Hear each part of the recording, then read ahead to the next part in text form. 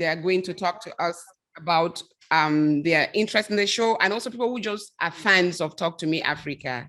Auntie Egbe, starting with you. What are your thoughts so far? It's been 1 year already. I'm amazed.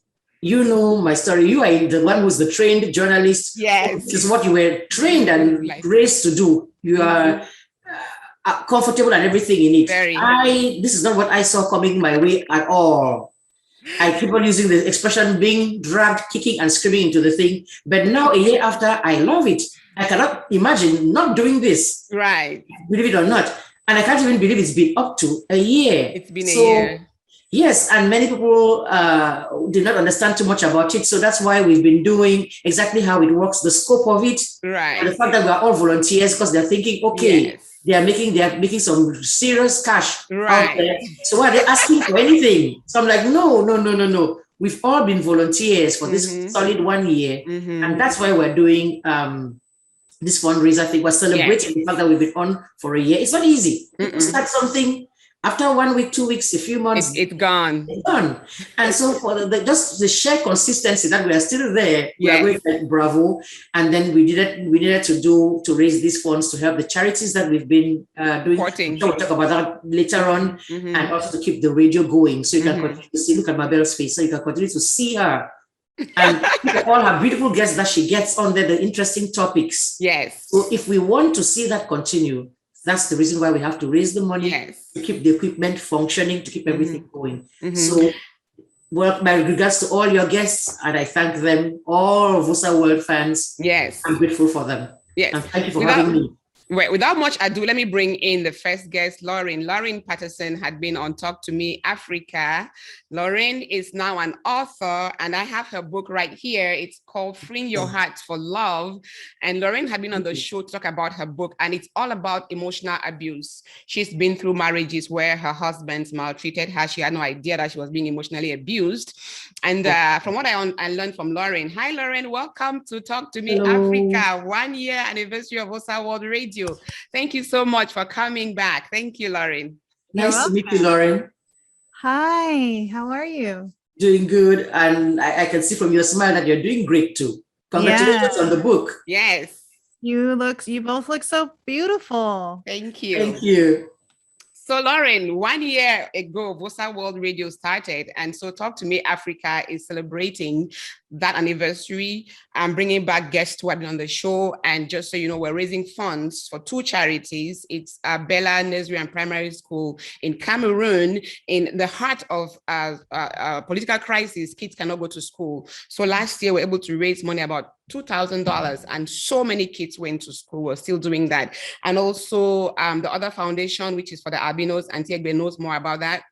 Yes, it's actually called Born to Dazzle Foundation. Right, because I don't know about the albino culture within the African American community out here. I don't know too much about it, but in Cameroon, because most of us have a lot of melanin. Look at Mabelle and I. If you're born without it, you do look different. Right. And so over the years, people have not been treated nicely. Right. And we're trying to help that foundation raise the self-esteem of those children, precious children, and also help to get them the skin care and other things that they need because of their specific condition.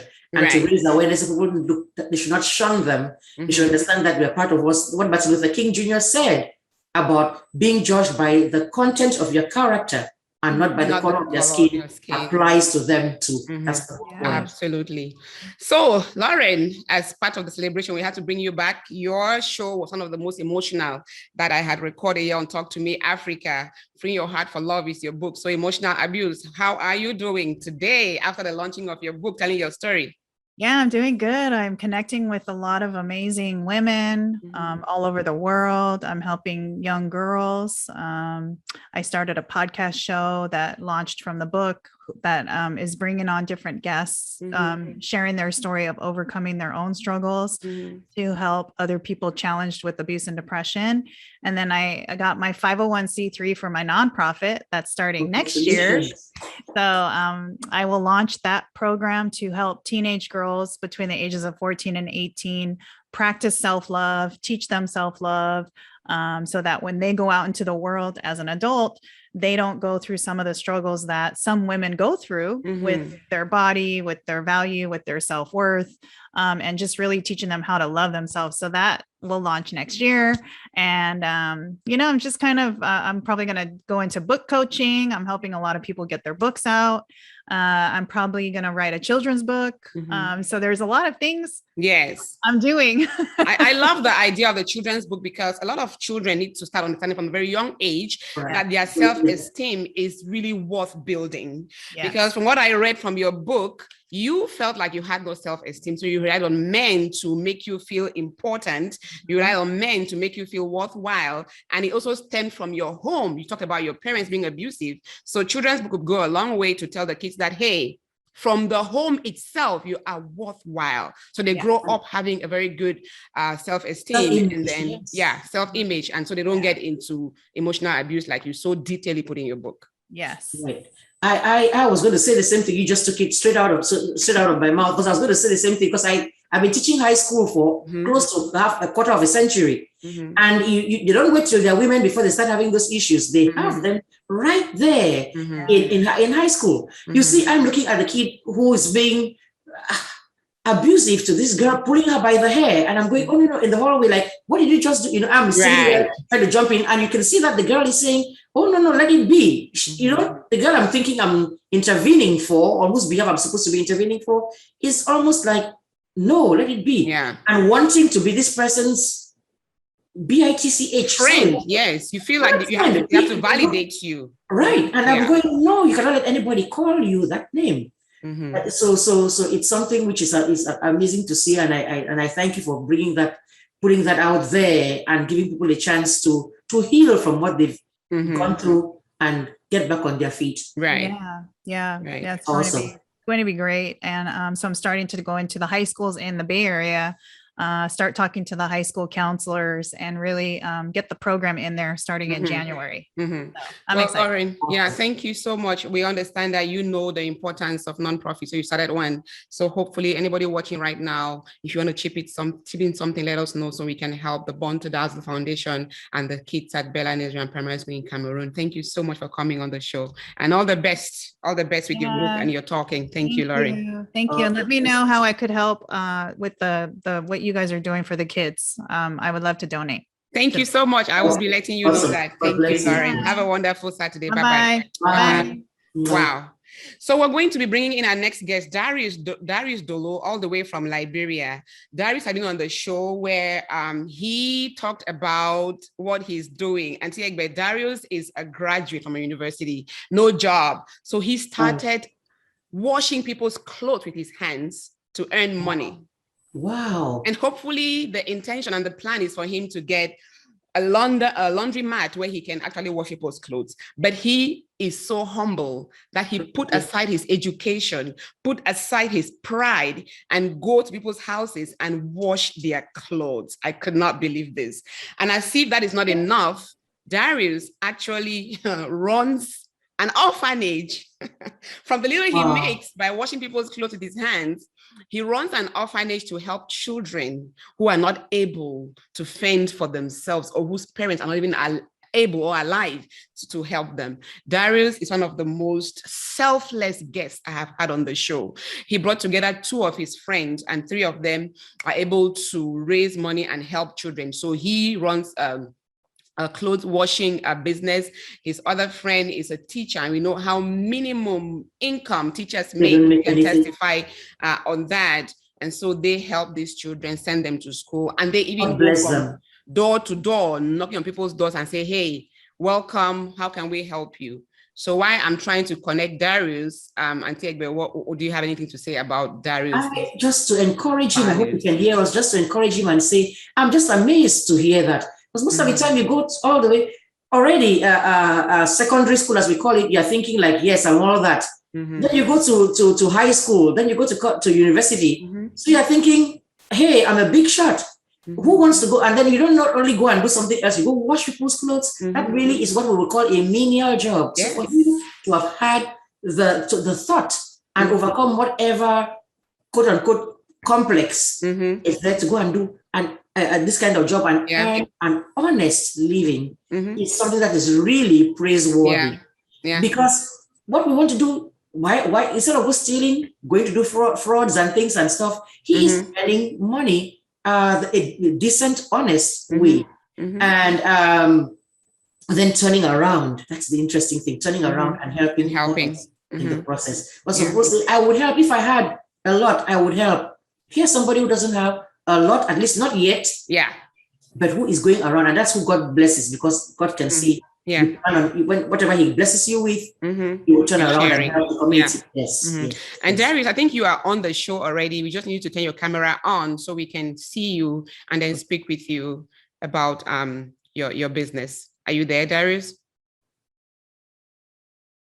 All right. Well, in the meantime, we're going to have Marvin Wajiri join us. Marvin is in Texas, in Houston, Texas. And Marvin is so interested in what women feel emotionally. I wish we could have had you speak with Lauren, who just left. So Marvin is running an organization called PEP Cameroon and PEP Africa. He will tell us more about that. But his focus, Auntie Egbe, is on violence against women. Oh. Him being a male and focusing on violence against women is so touching, because usually women are abused by men, but the man is like, I'm going to stand up for women and support them. And so welcome to Talk to Me Africa today, Marvin, celebrating the anniversary of Vosaworld Radio. Thank you, Mabelle. It's a pleasure to have the opportunity to talk with you again. I remember some 15 years ago, something like that. When I worked on the radio in Cameroon, yes. Yeah, and good enough is like every 6 o'clock in the morning, early morning, I'll listen to a voice. And that was the voice I was always wanting to hear. Sometimes I was attracted to the voice before I know the person. Yes. My pleasure, Mary. Thank you. And meet my co-host today, Auntie Egbe. She hosts music on Vosaworld Radio. Okay. Hi, Auntie Egbe. My pleasure. Nice. I think. Nice to meet you. Look at you looking all gray there. I was going to say uncle, and then now I find out that you're like my son. When I met him in Atlanta last week, I was like, what happened to your hair? It's all gray. I know. It's looking very dignified. Very dignified. Thank you. In our African culture, that's a symbol of wisdom. So I'm sure you've grown more wise than you used to be. That's what they tell me. Yeah, that's good. So you are focusing on violence against women. What prompted your interest in that? If I have to take in retrospect where I come from, and if I have to look at the whole social status quo, there are a lot of things that needs to be addressed. I mean, in terms of social coherence. One of that is about the gender inequality. And from my background, working with nonprofit for protecting the rights of people, talking about rights of women, rights of youth, rights of everybody. I think there's a small neglect in the part of rights of women. There are specific things that are not clearly addressed. So I thought that it's important we start highlighting these things. We start talking about them. We start mobilizing women to talk about these things, mobilizing men as well to talk about it. And that's why, if you remember, when we started to create the Million Voices campaign, the Million Voices campaign is a campaign for civil society organizations, international and national, that we want to create a platform where we can mobilize women and girls and boys to demand the rights to access to sexual and reproductive health, and the rights to. I want to be careful about what I'm saying, because there's the right to sexual and reproductive health, and the rights to sexual and gender-based violence, where survivors, I don't want to say victims, survivors are taken care of. They have the rights to justice, where they can access justice. They have the rights to dignity, and they have the rights to life, which is not properly addressed. So if you see, there are a lot of women, young girls in communities who on a daily basis go through these violations. Yeah. Right. Knowingly or unknowingly. They don't, some who knows the social stigma that is surrounding it does not permit them to speak up. Right. And those who don't know, it's a normalcy. So I believe that if we have a platform where we can build existing campaign worldwide to exert collective pressure to stakeholders to meet the held commitment. Of course, you should understand that most of the governments around the world, they made a commitment for the Sustainable Development Goals and which is the SDGs. So as one of them was the rights of women, gender-based violence, equality. So if we can exert this pressure, if we can also organize or connect with national and international organizations initiative to campaign on women's health as part of development, as part of the global development agenda, and to track and reduce all forms of discriminations that is associated with the violence against women. Because we can talk about gender-based violence, which is a very broad, but violence against women is very specific. It is. So sometimes we mix them with semantics. What is, gender-based violence or violence against women. Women. So I want to talk about violence against women. So A Million Voices, as I said, is a platform where we want to highlight the positive work done by organizations around the world, or in Cameroon or wherever, that are also carrying out similar activities. How do we create a unified voice? How do we put pressure in our government to ratify some of the international conventions, like the International Labour Conventions that protect women's rights in workplace? If you see a lot of workplace gender-based violence or violence against women at workplace, which most of the countries have not ratified those conventions. So that's what I want to see, that it should happen as a change. Right. So you being a male is what really interests me. For you being a male championing this, cause for the women, have you had any personal experience? Like, let's say your sister had been in such a situation, a neighbor, a friend, or your parent, or your mom, or anybody? Where does that really come from? Well, I just believe we are human, and I have sisters. Yeah. And I have a lot of sisters. They are married. And I may not say here in the platform that, okay, this is what is happening, but from inside and from my work, I've worked a lot I've done a lot of development work for over 21 years. And I've had cases, I've intervened in cases on violence against women, especially in conflict times, like what is happening in Cameroon. Right. I have already bad situation is made worse. Right. Yes. It's that was already bad. When there's this kind of thing, it just makes it worse. Yeah. So I feel like ending gender-based violence and discrimination is a global priority, and that requires collective actions. And that collective action means we need to join thousands of organizations around the world and create platforms and to meet annually, and also to join, like we have the 16 days activism of gender-based violence, which we celebrate every 22nd of November till 10th of December as the UN Day for gender-based violence, violence against women. And I believe that if we can come up in these platforms and, we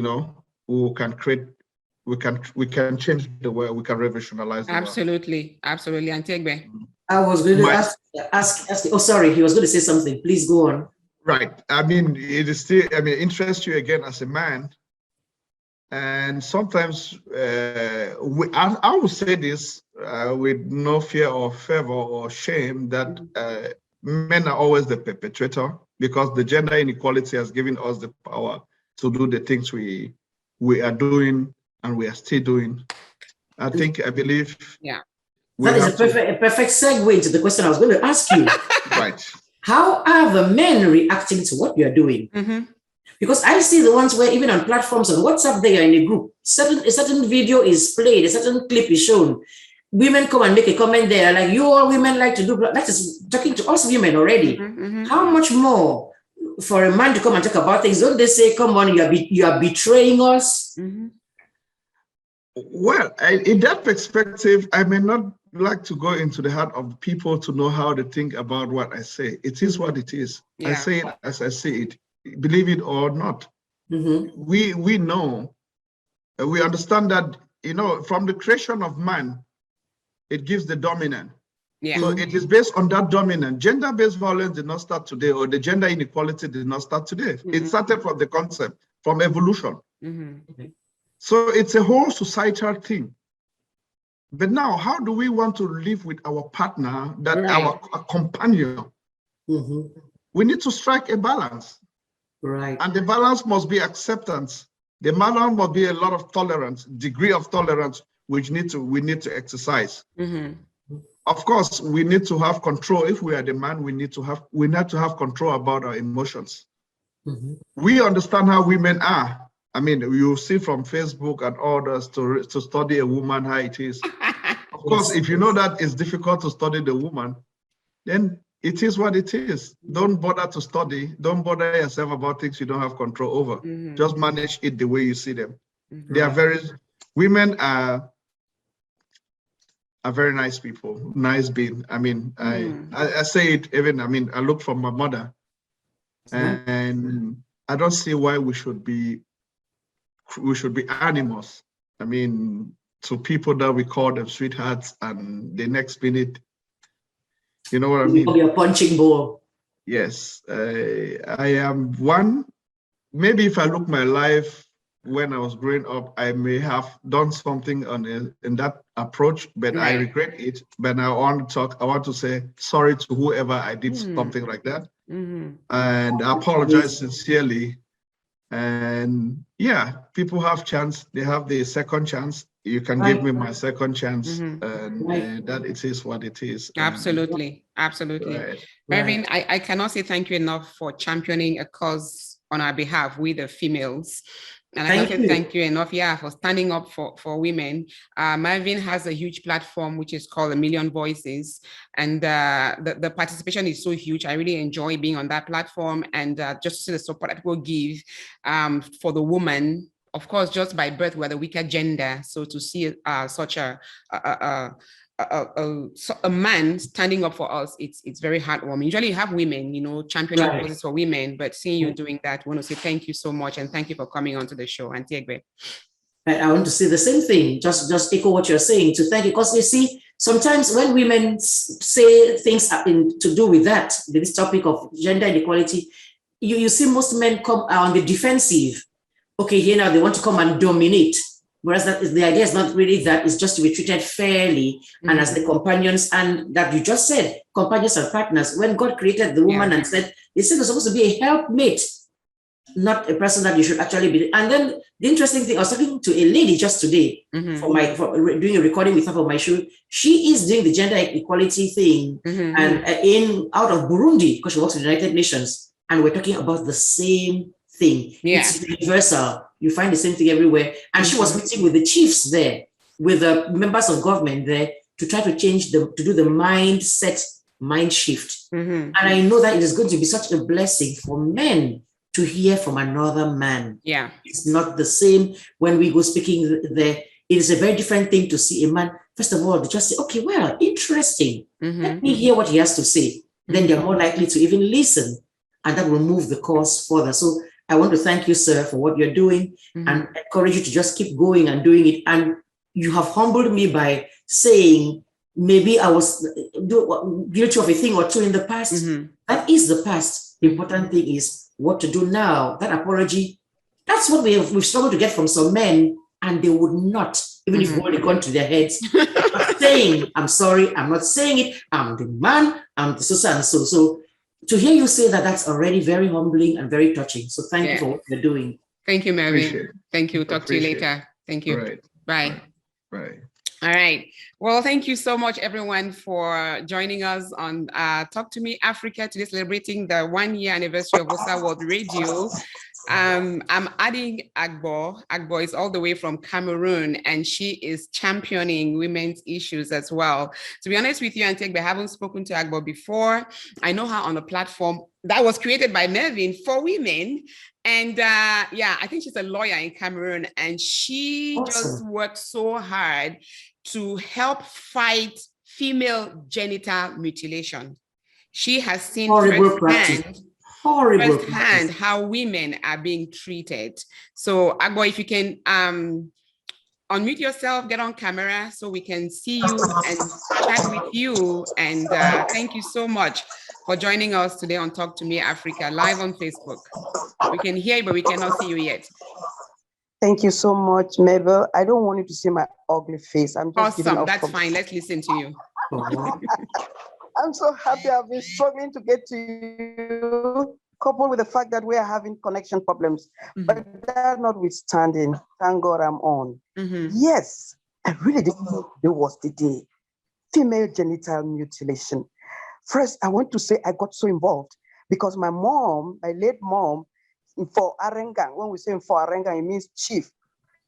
She was a female chief, and she was the brain behind genital mutilation. I am from Manu division, and that was the tradition because it was believed that very beautiful women have to stay, as virgins before marriage. So they believe that they have to cut your clitoris. So as to curb your sensation for sex. Yes, that way you remain a virgin before marriage. That was the mentality. One. The second mentality was that we have this traditional dance they call the morning kim. It's a graceful dance. Before you are initiated into that dance, you have to be a virgin. You have to be kept at home for, Mabelle, I'm sure you understand where I'm coming from. Absolutely, yes. Made to look beautiful. The day you are coming out is a special day. So those two mentalities reigned during those days in our community. So young girls were being mutilated. I'll call it mutilated, even though it is circumcision and so forth. It was a long tradition. I remember when I had to leave for the United States, my mom said they had to circumcise me. And my sister said, you don't dare, Mama. If you do, I'm going to report you to the police. He said, no, you don't have to say that. That is tradition. You have to keep tradition. So when I went, but I wasn't, because my sister insisted, my senior sister. So when I finished with my schooling in the United States and I came back home, I said, yes, the tradition was still on. Now, I was a little bit empowered, experienced, I knew at least I could stand up. I had voice, So I decided, I worked for just a while. I was fortunate that when I went to Haifa, Israel, I made my presentation. Somebody said, no, you are fit to work for the community. Go back and work for your community. And I started. And that was my first. I was determined that I must contribute to curbing female genital mutilation in my community. Wow. So many methods: sensitization, lobbying, decision makers, the chiefs, and so forth. But the one that made the trick was when, in the early 2000s, I supported the youth to get involved in movie making, because I said, like Nigeria, the movie industry employed so many youths. So if we can build a movie industry, it will be an opportunity to employ the Cameroon youth. Yes. So the first movie, I had a lady in my group. I am the president general of a big group called MOA. MOA having branches in the United States. You have a branch here, yeah, they do. You know. Ma for Yembe. Right. Good girl. No, yeah. We started it here. Yes. So I brought 11. That I had then my treasurer had money. She may have rest in peace, Martina Kali. She said, I will, Madam the President, as long as you support that idea, I will fund it. So we brought 11 Nigerians, actors. That's why we just went into the film industry at the top.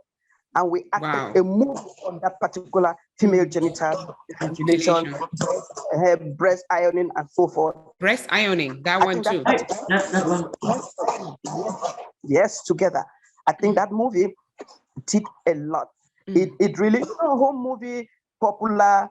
Even the Minister of Women's Empowerment took it up, and that alone, people started watching, seeing. If you had a daughter who was treated like that, would you like it? And that is how that tradition died down. The minister came in because from the field support, we learned that people did that as a source of income. So the minister now started providing other means of for women. And frankly, if you go to Manu today and you talk of mutilation, except even the Enokun areas, but the area that is at the boundary with Nigeria, where we think that it would have been still persistent, is really dying off. I don't want to say it's completely died off, but it's dying. 95% died off. Thank you for giving me this opportunity to share this. Thank you so much. Thank you for that. For this, your advocacy has yielded beautiful results. Now there are girls there who are going to have a normal, respectful life. Thanks to you. Congratulations for that effort. Wow. Thank you. Thank you so much, Agbo. Thank you. Thank you. Thank you. And she will be coming back on Talk to Me Africa. We're planning a show on female genital mutilation and also breast ironing, like she just said. It's very pathetic to see that certain cultures are still being practiced in Africa. I am an advocate of African culture. You look at me right here, looking very African like Auntie Egbe. But I think that if our culture is hurting people, we have to stop it. Those aspects of it that we love our culture. You mentioned Moniki, that's a beautiful dance. Just take away the bad parts of the thing. Let's stick with ones that are good and helpful. Remove the ones that are just abusive to people and unfair practices. That's all I'm saying. Thank you so much, Agbo. We'll talk to you later. Bye-bye. Thank you, ladies. Thank you. I appreciate the opportunity. Thank you. Bye-bye. Bye-bye. I just added Darius Dolo from Liberia. Darius has been trying to get to me on my cell phone saying that he's not able to join. Darius, you're on right now. I can see that. If you don't mind turning on your camera so we can see you and talk about your initiative. I talked about him earlier, a young man who went to college in Liberia, has a university degree, could not get a job. And he just sat one day and said, hey, I can wash people's clothes and make money. And when he was on the show, I said, were you ashamed? Like, I was in the beginning, but I killed that, So when he came on the show was put on social media and people contacted him and say, hey, I'd like to get you a washing machine. And he got some little help thanks to Talk to Me Africa. And Darius is hoping to start a laundromat someday in Liberia. Darius, we cannot see you, but can you hear us? Yes, I'm there. Hi, Darius. Welcome back to Talk to Me Africa. Thank you. I highly appreciate you. Thank you very much. I'll let Auntie Egbe chat with you. Hi, Darius. How are you doing? I'm fine. Your story is amazing. I don't think I know any other person quite like that who has not only found an alternative, because you see that most of us were trained, you go to the government school, go to the university, you come out and expect the government to employ you. Right. You go and have an office somewhere, you wear this serious shirt and tie and a suit. Oh my goodness, polish your shoes and go sit down in an office and be saying, go here, get this, do that. And so with that mindset, many people come out of university and that's what they expect. And when it does not happen, very few take the time to do what you are doing to say, what else can I do? If the government cannot employ me, what else can I do? For you to have done that and thought through everything and said, well, I'm a strong, able-bodied man. I can get myself some soap and water and everything and go wash people's clothes. A task which many people do not care to do. That that and ironing. I have not that. I don't my vote. Yeah, my he does both. Things. He irons as well. Yeah. What you say? Like I like. Didn't I know it? How did I guess it? Awesome decision, Darius. I'm so proud of you for doing that. And God will bless. And Mabelle told me that you don't only do that. Do that work. You now have an orphanage where you actually Abandoned Child Foundation. Child Foundation. Fantastic work. I'm so proud of you. I know God is. I am right behind God, being proud of you for what you're doing. And I hope other youth learn from you to say there is nothing like an honest living. There's no shame in it. If it's an honest living, you should be only ashamed if you're doing something dubious, something that is hurting humanity, that is illegal. But if you're doing something where you're earning, you're living honestly, that includes laundry doing, and that includes ironing. That is just, I am just overwhelmed to hear that. Fantastic. I wish we could see your face. I know. It's about 7 p.m. in Liberia right now, almost 7 p.m. So I understand electricity could be a challenge. And when we did the show last time, it was kind of dark, so I can understand him being on the phone only. But Darius, tell us a little bit more about your clothes washing business. How's it doing since the show? Yes, and the laundry is picking up gradually. And we started washing the other king that create a job after college. There was no job, so we decided to think in another way. But not everyone to go out, take another dimension to bring something that you have to wash, a manual washing, that way I can wash people's clothes, go to your house, move from place to place, go to your house and wash your clothes and press it. Even if you want for them to clean your yard, I got a grass cutter, I can cut your grass and do anything they talk about cleaning, I'm part of it. Yes. So, I'm part of it. I do house cleaning, I do yard cleaning, I do your laundry, and I do your pressing as well. So we are actually moving gradually, that people are calling us, telling us that it's a good initiative that we take. And I just came on our class and Numina meeting. That's everyone applaud me in a Numina meeting. That's keep it up. We will try to get a push, and we got to see other people will come in or to bring help. At least we have to bring your clothes to the Numina's meeting. So I just from the Numina meeting at AM Zion University, we got it on the 15th. So at Numina meetings there, I was shared out there with them. They said that they were very, very proud of me. Very. To take that way. So they are also waiting to fake place a flower that we able to carry to the various places. Some people are working in the office and other places. Some people are ministers, and so they try to push the idea that we can see her best to open another place again. I'm thinking about making the place and the laundry so big place, the place and so I'm trying to move to another place where it's populated in a boulevard to find a place that we're able to get water running, current running, that we're able to get all those things that will be good on, that we're able to upgrade, because we have to upgrade the laundry. Other people have been donating. Some people have donated washers to us, but the washer right now we are not using it because it doesn't have current and water running. I'm trying to a place. I'm trying to move a place where I will get current. You can have that, water running there. The other people will come in to see how best. We have employed a lot of people that feel about 9 persons are working with us right now. People are still coming on board. That tendency as the team grow, we see how best to stem another branch in other side. But we still want to hold this one file and settle good to see how establish them before we can move forward. So that's why we're working hard, and we tell God thank you that the idea came to others. Many people really are proud of this idea. So I appreciate it all for pushing out there on the social medias, and people call up personally to tell all this initiative is a great initiative, and keep it up. That's why we are making progress. We are staying in the process making, and we are fighting hard and make sure that the laundry go to the quality level. That's what I'm thinking. Wow, Darius, I am so proud of you. And the little that we did, Auntie Egbe, putting it on social media helped. Right. So I saw that. I was wondering, did you ask him if they do, like what we do in Cameroon, where there's the borehole thing for water supply? I wonder whether it's. I didn't ask him that, but now look at what he's talking about. The limitation is that he's got a laundry machine, but because of electricity and water, running water, he cannot even use it. Right. So how Africa needs to develop. This gentleman has a very, very great initiative. Correct. All he needs I'm thinking of two things. Yes, I'm thinking about two things. Solar energy, because that one you don't need to plug in anything. Second thing, the borehole thing where you dig. Welcome, Eric, in a minute.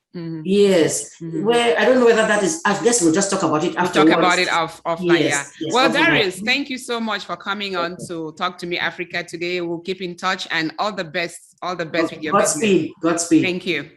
I'm highly appreciating you. Thank you. God bless you. Bye-bye. You too. Now let me welcome Eric Trans. And Tegbe, when you listen to Talk to Me Africa, that jingle in the beginning, oh my goodness. Eric, if you can unmute yourself. He's joining us from Cameroon. Eric is the author of the song that I use as the jingle on my show, Talk to Me Africa. Wow, Eric Trans, he's a gospel artist. He's in Cameroon. Oh my God, what happened to you? We lost him. Anyway, I have had so many compliments on the jingle that I use on Talk to Me Africa. Right. And Eric, somehow I missed it. Do you have it there that you can play? I have it somewhere. I'm gonna have to have my producer helper find it for me somewhere. Can I get help, please? I have a little helper somewhere. Right. So I knew Eric in Cameroon. I used to belong to a theater group called Reformation Theater Group, and he is a gospel artist. I have played his songs so many times on the show and on my other radio show as well. And he is so gifted. And a little familiar. There was one a cappella men's group. He looked to me like somebody that used to be on it. I'm not sure. Right. I wish I'd been able to ask him.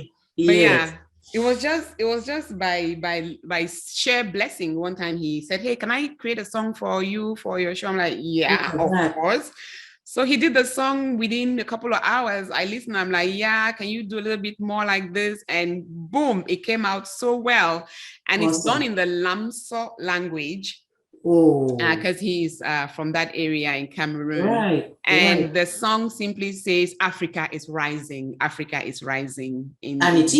That is the truth. We wish the best for our beloved continent. Absolutely. It has so much potential. Yes. So let's talk to Eric Trans right now. Eric, if you can unmute yourself and turn your camera on, we'll be so glad to chat with you. Hello, you are still muted. Can you unmute yourself, please?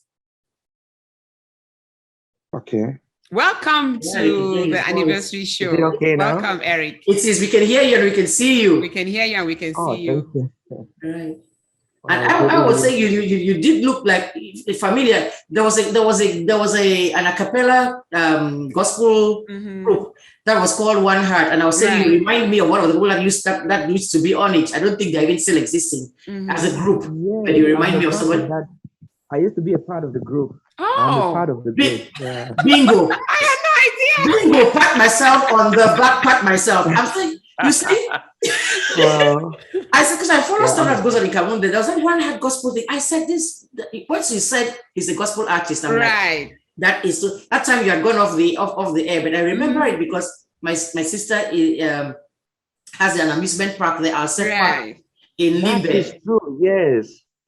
Did I tell you? It's a small word like this. I looked at him and said, even though he's not wearing the suits this time, because trying to find that song. Suits, this is the thing. So I'm not surprised. How have you been?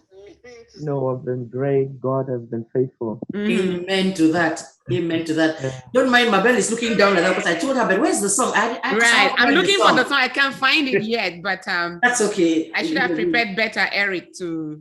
Oh, right. Okay. No, that's okay. No, my bad for bringing it up. But once you said so, I'm like, I want to hear it. So that's okay. Please continue your show. We can listen to it afterwards. But congratulations for that, for using your talent like that. Thank you very much. Thank you very much. So tell us a little bit more about the song that you created for Talk to Me Africa. I understand it means that Africa is rising in the Lamso language, right? Yes, that's it. And you call yourself the voice of Africa. I am the voice of Africa.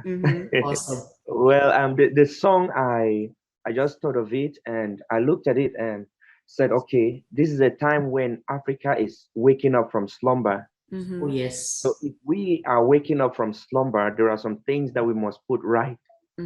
So there in the song, I'm just saying that Africa bonini lanin is it means that Africa has woken up from slumber. Yeah. So we have been sleeping for long and we are rising up now to stand as the Africans that we are. Right.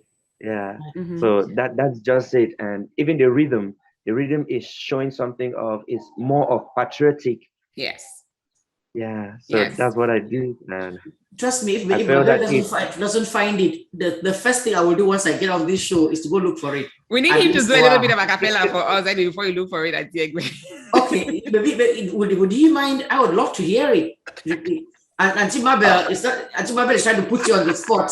To put you on the spot, I say you should do a cappella, a little bit of a cappella for it. The song itself. The jingle, yeah. Right. Okay. Africa, bunili lanino. Hey, Africa bunili lanino. Talk to me, Africa. Talk to me, Africa. Talk to me, Africa. Talk to me, Africa. Beautiful, beautiful. It's like a call to action, a rallying cry. Right. Rallying cry. Just stand up there and actually walk about the place. There's a time when people thought if you dress like Mabelle and I, hey, don't do that. Wear the modern clothes and no, this is as comfortable as I can get. Yes. In my tie and my thing. This is it for me. This is it, and I'm proud of it and have no excuses to make to anybody for anything.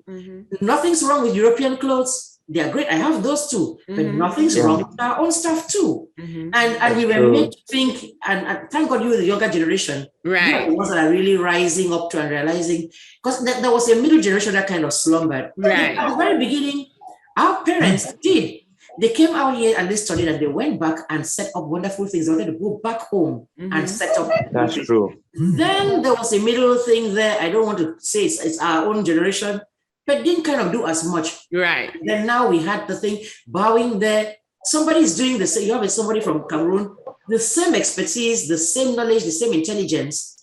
Somebody with less prowess comes from because he's French. You go and employ him to do this, to do a job which a Cameroonian could have done, because you just think if it's French, call them expatriates. Eric Trans, thank you so much for coming to celebrate this anniversary. Proud of you. Thank you. Thank you so much. I'm so grateful for the opportunity. Thank you. We'll be talking to you later. Mom, I'm so happy to have met you again. It's been a long time. I know we met once in your sister's place. Exactly. When your mom died, we came and we sang. Yeah. Look at that. I remember there's nothing like remembering a face at that kind of point in time. They came, they sang. I know. I have to find. I'll get your number from Mabelle. Yeah. And come back and thank you again, because we had you come to our home to thank you for what you did. It was awesome. It was awesome. Thank you very much, Mom. Thank you. That's the kind of thing you ever forget. God bless you. Okay. Amen. Bye-bye. Thank you. Have a great time. Thank you very much. Bye-bye. God bless Africa. God bless Africa. And bless Cameroon and bless you too. Thank you. Bless you too. Amen. Oh wow, Auntie Egbe. I looked at that face and said, "If maybe sitting in the dark and he's wearing different clothing, but a face." I just said there's something. Yeah. When he spoke, I knew that face. Yes. Proud of him. And that jingle, you have to find it. I have to find the jingle and play it. Well, I guess I only have two guests, Caro from Bella Nigerian Primary School in Kumba, who I'm trying to reach out to join. It's a joy to see Caro any old time. I know. And Harry cannot get enough of Carol. I know. Such a selfless teacher. Imagine that. Right. A selfless teacher who used her own salary, or we use his own salary to pay teachers who teach at an elementary school, which he started.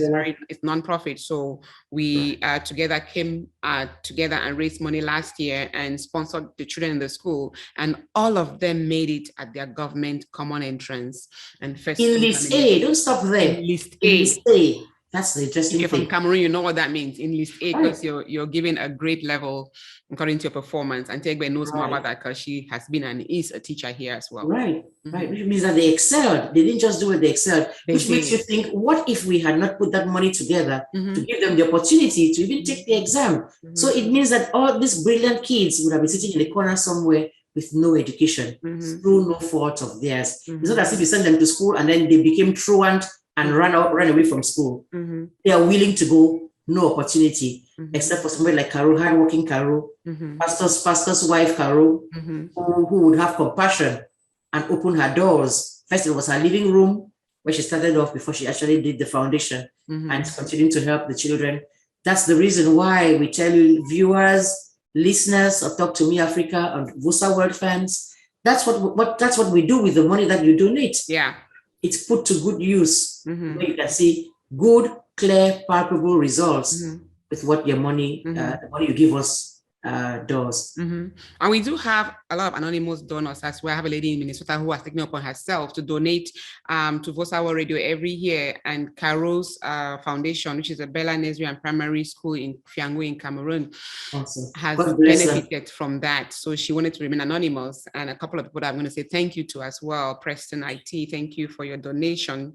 It's going to go a long way. She may remain anonymous, but she's not anonymous to God. God knows, and God absolutely not. Absolutely. When I think it's been 1 hour already, that was a plan to have the show for 1 hour. So thank you so much for co-hosting with me. My pleasure always. You know, we're not going to sit here and wait for the other guests, but I want to say thank you so much. You helped me launch this show. I must say that again. And it was a social media struggle. We didn't know what we were doing, my dear. I didn't know, but you far better. In fact, I've learned a lot of stuff from you. You have no idea what I've learned from you. But I was willing to be the guinea pig to just sit there. She's like touching all the little buttons, and which one is the light is going on, the light is going off. Move. The sunlight is in your face. I move over here. Is it good here? Is it good? But look at you now, 1 year after. Yes. I'm ready and poised to go on to year 2. Yes, absolutely. It's the love for communication and broadcasting, and for charity as well. So again, Bella Nursery and Primary School Foundation in Fiango, in the heart of the crisis in Cameroon, is going to benefit from this fundraising, and also Born to Dazzle Foundation, telling people that albinos are human beings as well. Gone are those days when people believed that if you're an albino, then you're worth money because your body parts are going to be used to make magic for people to get wealthy or heal themselves. We're not there anymore. When something is going wrong in the village, you need to offer us a sacrifice to appease the gods. So we're supporting the albinos cause and also education in Cameroon. And Tegbe, thank you so much. You're welcome, my dear. Anytime. All the best. More power to Talk to Me Africa. Yes. Year two is coming along strong. It will only get better and better. Hopefully we get to do a show together in a physical environment where we all sit together and talk. So the pandemic will give us time and give us chance to do that. Hopefully. We're looking forward to that. I cannot believe I've never met you. I forget sometimes I've never met you in person. Because I so know you. Like, thank you 3 times a day. I wish I had Mommy Reed here, but the time difference, I was like, let her sleep. I'm not going to wake up. I know. But Mommy Reed, you all are my family now. So we love you and we miss you. Yeah. Yes, we do. Have a proud of you, Mabelle. Proud of you. Thank you so much. Bye-bye. Bye, dear.